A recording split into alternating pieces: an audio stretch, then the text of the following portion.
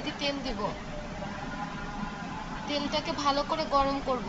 তেল গরম হয়ে গেলে দুটো পেঁয়াজ কুচি দিয়ে দেব। পেঁয়াজটাকে আমরা বাদামি কালার করব। পেঁয়াজ বাদামি কালার হয়ে গেলে আমরা ডাল দিয়ে দিব, মসুরির ডাল। খুবই সহজ একটা রেসিপি, একদম সামান্য সময়ের মধ্যে রান্না করা যায়। পেঁয়াজটা বাদামি কালার হওয়ার জন্য আমরা অপেক্ষা করছি। আমরা মসুরির ডাল ও মরিচ 4-5টা ধুয়ে রেখেছি। পেঁয়াজ বাদামি কালার হয়ে গেছে, এখন আমরা ডালটাকে দিয়ে দিলাম।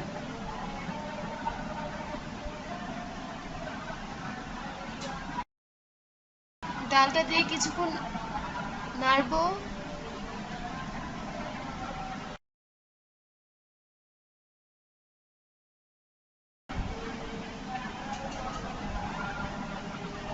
তারপর সামান্য একটু হাফ চা চামচেরও কম আমরা হলুদ দিয়ে দিব, হলুদের গুঁড়ো হাফ চা চামচেরও কম, একদম সামান্য।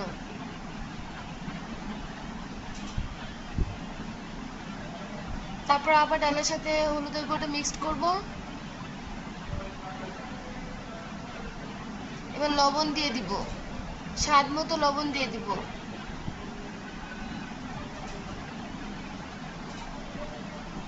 লবণটাকে ডালের সাথে মিক্সড করব,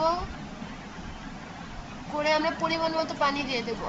1 বাটি ডাল দিয়েছি, তাই আমরা 2 বাটি পানি দিব। 1 বাটি ডালে 2 বাটি পানি দিব। এটা ঘন ডাল হবে।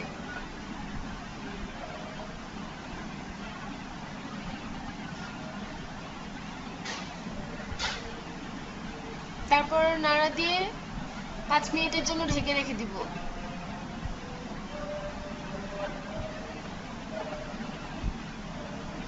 5 মিনিট পর ডাল বলক এসে গেছে।